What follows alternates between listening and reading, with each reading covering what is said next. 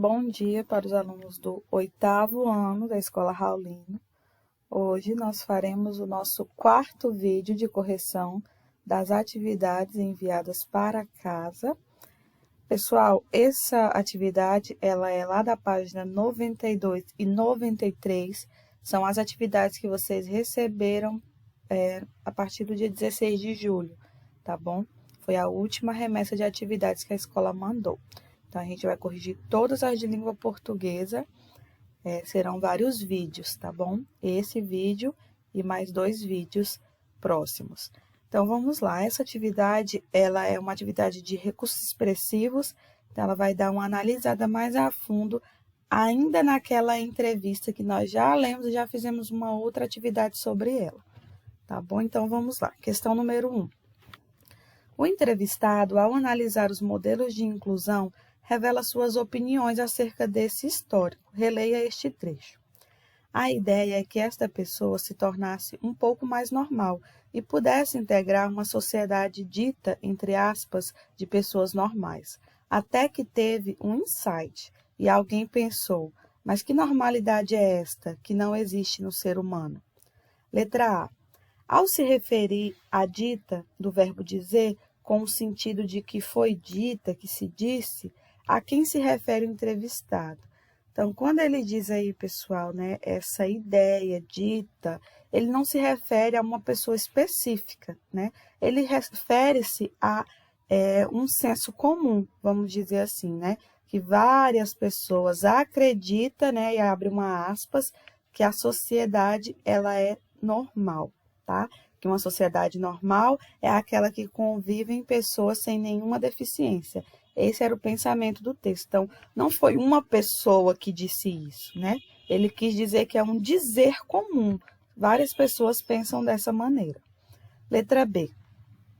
O que a expressão entre aspas, né, revela no contexto dessa afirmação? Quando ele diz assim, a ideia é que esta pessoa se tornasse um pouco mais normal e pudesse integrar uma sociedade dita, entre aspas, de pessoas normais. Pessoal, para que serve o termo entre aspas? Porque já revela, né, o que o entrevistado ele pensa a sentido dessa normalidade, né? O que ele quer dizer com a palavra normal atribuída à sociedade, tá? Ele questiona, ironiza ou não concorda com o conceito de que uma sociedade de pessoas normais, né, são pessoas sem deficiência, tá? Por isso que ele usa o termo entre aspas. Questão número 2. Ao longo da entrevista, é possível notar também maior ou menor nível de aprovação ou engajamento do falante em relação àquilo que se diz. Letra A. Que palavras ou expressões indicam julgamento ou avaliação nos trechos a seguir? Explique sua resposta. Vamos para o primeiro trecho. Bastava a pessoa ter uma deformidade qualquer que era isolada da sociedade. No primeiro trecho aqui, nós sabemos que a palavra bastava, né? Porque quando a pessoa tinha uma deformidade, ela era isolada da sociedade. E nós sabemos que ter uma deficiência não é um motivo para isolar ninguém da sociedade. Então, nesse primeiro trecho, é a palavra bastava. Vamos ler o segundo trecho.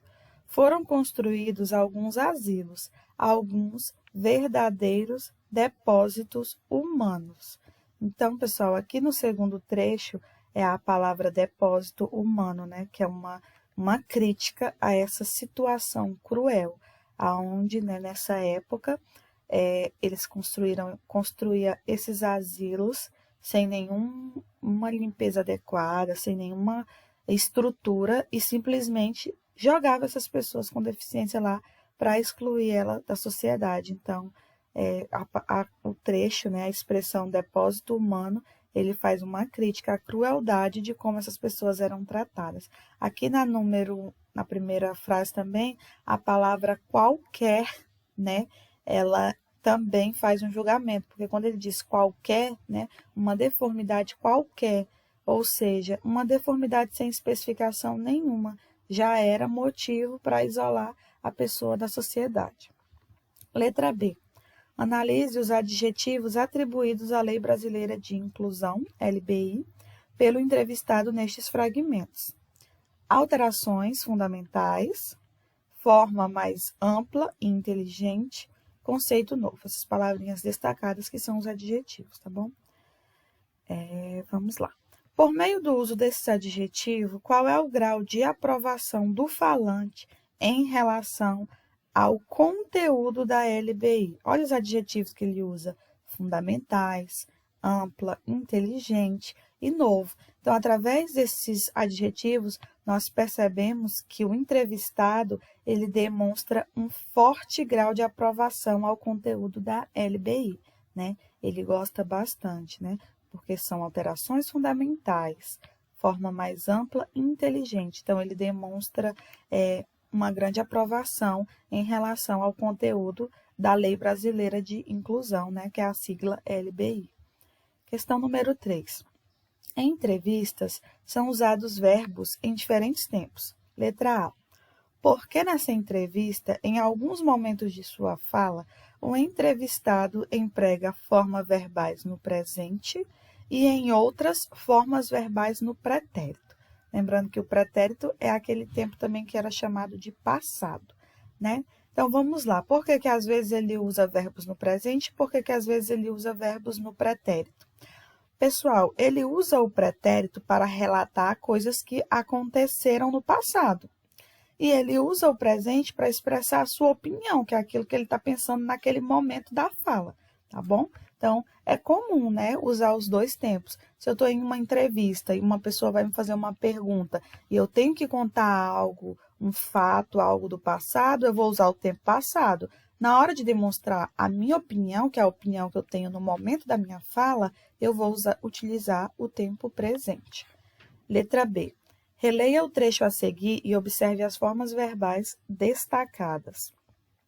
Esta situação acontece com muita frequência, e à medida que tiverem punições pautadas nestes crimes, haverá mudanças com relação a isso. Aí, a gente tem aqui o primeiro trecho, a primeira perguntinha aqui da B. Em que tempo estão as formas verbais tiverem e haverá? Então, vamos lá. À medida que tiverem. Então, é algo que ainda não tem, né? Tiverem está o quê? No futuro, tá bom? Algo que ainda vai acontecer. E é algo incerto, né? Porque quando eu digo à medida que tiverem, né, punições, ele não tem certeza que irá ter essas punições. Ele deseja, né? Então, é um modo no subjuntivo, é um verbo no subjuntivo. Então, é um futuro do subjuntivo, tá? E o haverá? O haverá é um futuro do presente do indicativo. Por quê? Quando eu digo que haverá mudanças, é porque eu tenho certeza. E quando o meu verbo ele expressa certeza, eu estou utilizando o modo indicativo. Olha a diferença do tiverem para o haverá. À medida que tiverem, o tiverem ele não tem certeza. Agora, quando ele diz haverá mudanças, ele já usa o futuro do presente do indicativo, porque ele tem certeza que as mudanças acontecerão, tá bom? Então, nós temos esses dois verbos aí. Na letra B, nós temos duas perguntas, essa primeira pergunta e nós temos essa segunda pergunta. O que essas formas verbais expressam no contexto apresentado? Então, vamos lá. O trecho apresentado expressa uma possibilidade, né? Algo, né? Punições que podem acontecer no futuro. Se acontecer essas punições no futuro, a consequência disso vai ser o quê? Que haverá mudanças, tá bom?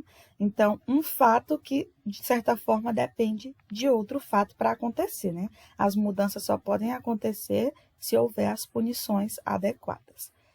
E aí a gente vai para a questão número 4. No fragmento a seguir, o entrevistado usa alguns substantivos que mantêm uma relação de significado entre si. Bastava a pessoa ter uma deformidade qualquer que era isolada da sociedade em bairros periféricos, que chamavam de guetos. Elas iam para estes guetos e sobreviviam de esmolas, da ajuda, dos auxílios, principalmente dos religiosos. Letra A. Que palavras, no contexto desse trecho, podem ser consideradas de significado semelhante, né? Palavras diferentes, mas que podem ter o significado parecido. Olha aqui, 3 palavras: esmola, ajuda e auxílio. São 3 palavras diferentes, porém elas podem ter significados parecidos, né? Ajudar, auxiliar, dar uma esmola, são situações parecidas, né? Não iguais. Letra B. Que efeito o uso delas provoca na leitura? Pessoal, quando eu uso 3 palavras diferentes, mas que elas têm praticamente o mesmo sentido, eu estou querendo dar ênfase, né? O entrevistado, aliás, ele queria chamar a atenção, né? Criar uma emoção, ressaltando a situação que aquelas pessoas viviam, né? Que precisavam, que se sustentavam apenas com essas esmolas, ajudas ou auxílio. E aí nós vamos lá para a questão número 5, que já vai estar lá na página 93. Nós temos assim: releia estes trechos e observe os articuladores destacados. Primeiro trecho: o Brasil viveu, no início do século XX, um processo de exclusão da pessoa com deficiência. Segundo trecho: na época do Império foram construídos alguns asilos. Terceiro trecho: depois disso, nós passamos a viver um modelo que era um pouco mais integracionista da deficiência. E o quarto trecho: até que teve um insight e alguém pensou, mas que normalidade é esta que não existe no ser humano? Letra A. Por que foram usados esses articuladores na organização do texto? Vocês observam que os articuladores são essas palavras em destaques. No início do século XX, na época do Império, depois disso, até que teve. Então, a gente observa que os 4 trechos, eles servem para marcar o quê? O tempo, né? Os momentos em que essas mudanças aqui, elas aconteceram. Letra B. Que função tem esse recurso no bloco da entrevista em que aparece? Pessoal, essa entrevista citou coisas que aconteceram em épocas diferentes. Então, para que serve essa marcação de tempo? Para traçar a história da evolução da deficiência no Brasil, para mostrar como que essa evolução aconteceu. Então, mostra desde o início até os tempos mais atuais. Questão número 6. No gênero entrevista, é comum a presença de referências e citações. Além de citar o Código Civil Brasileiro e referir-se às áreas do direito e da medicina, o entrevistado insere outras vezes em sua exposição. Insere outras vozes, em sua exposição. Releia. Fragmento 1. Mas que normalidade é esta que não existe no ser humano? Então, isso é errado, integrar uma pessoa em uma sociedade normal. Fragmento 2. O que você está fazendo aqui? Aqui não é um local para você. A quem se referem essas vozes? Então, vamos lá. Aqui, no primeiro fragmento e no segundo fragmento, a quem que o entrevistado está se referindo? Nos 2 fragmentos, ele não especifica diretamente alguém, mas ele fala do comportamento do grupo social. No fragmento 1, ele fala das pessoas, né, provavelmente da área da medicina, né, que eles perceberam que que o ser humano, ele não é de todo normal. Então, não existe essa normalidade, que a sociedade tanto busca uma sociedade normal. Então, foi aí que eles perceberam, né, que não é a pessoa com deficiência que possui uma anormalidade. Toda a sociedade é composta por pessoas diferentes. Então, nesse primeiro trecho aqui, essa voz provavelmente são dos médicos, ele se refere aos médicos, aos psicólogos, às pessoas que estudavam sobre o tema, né, da inclusão das pessoas com deficiência. Agora, aqui no fragmento 2, é notório, né, que ele está se referindo a uma pessoa com atitude discriminatória, porque uma pessoa que se vira para outra e diz: o que você está fazendo aqui? Aqui não é um local para você, é uma pessoa com atitude de discriminação, uma pessoa provavelmente que está discriminando alguém com deficiência. Então, aí vocês organizem essa resposta, tá? Que é a resposta da número 6. Número 7, para finalizar. A entrevista é um gênero oral e, por isso, apresenta características da modalidade oral da língua. Geralmente, quando é publicada em jornais, revistas e sites, é editada, ou seja, é modificada para se adequar à escrita. Nesses casos, os traços de oralidade podem ser eliminados ou mantidos. Letra A. Na entrevista da leitura 1, há traços de oralidade no texto? Se sim, quais são? Pessoal, mesmo que essa entrevista ela foi, editada para ser publicada impressa, ainda assim é possível a gente notar os traços de oralidade. Por exemplo, a pontuação, quase não tem pontuação na entrevista, tá? A repetição de termos, porque é comum quando a gente conversa numa entrevista oral, uma conversa, ter a repetição de termo e o uso de articuladores típicos da fala, como a palavra então. Quando a gente conversa, a gente usa muito então. E no texto a gente percebe a repetição desse articulador. Então, apesar dela ter sido editada para ser escrita, para ser impressa, ainda assim a gente consegue perceber alguns traços de oralidade. Letra B. Indique algum trecho cujas marcas de oralidade estejam evidentes. Esse trecho aqui, tem a palavrinha então. Então, acho que isto tudo, um movimento grande social que a lei consegue fazer é que vai transformar, então, o grande transformador social é a conscientização. Tem esse trecho, tem esse outro trecho, vocês podem escolher um, e colocar na resposta da letra B. E a letra C pergunta assim: a linguagem utilizada pelo entrevistador e pelo entrevistado possibilita que leitores comuns compreendam o tema? Sim, pessoal. Apesar de ter algumas palavrinhas aí, alguns termos mais técnicos, algumas palavrinhas que às vezes a gente precisa buscar o significado dela, essa entrevista é uma entrevista de fácil entendimento, tá? Porque ela traz informações. E essas informações expostas nela estão numa linguagem acessível, tá bom? Apesar de ter uns termos jurídicos, algumas coisas que talvez nós que não temos hábitos de estar lendo esse tipo de texto, ache um pouco difícil, Mas ela é uma entrevista clara, ela é de fácil compreensão e ela consegue passar a sua informação sem grande dificuldade. Para finalizar esse gênero textual, que é a entrevista, nós temos aqui esse quadrinho. Sempre que vocês forem fazer as atividades do livro sobre algum gênero, no final vem esse quadrinho com as principais características do gênero. Então, vamos lá. A entrevista. Qual é a intenção principal da entrevista? Divulgar informações, depoimentos ou opiniões a respeito de um assunto para um determinado público. Quem é o leitor da entrevista? Vai depender do quê? Do tema, do assunto, do veículo em que ela é publicada. A organização da entrevista. Existem entrevistas em diversas organizações. A mais comum é título, a apresentação e as perguntas e as respostas. E a linguagem pode ser formal ou informal, depende do perfil do entrevistado e onde ela vai ser publicada. Tá bom, pessoal? Então, aqui a gente finaliza esse gênero, finalizamos aí o nosso 4º vídeo de correção de atividade e ainda terá outros vídeos, então fique atento aí ao canal da escola.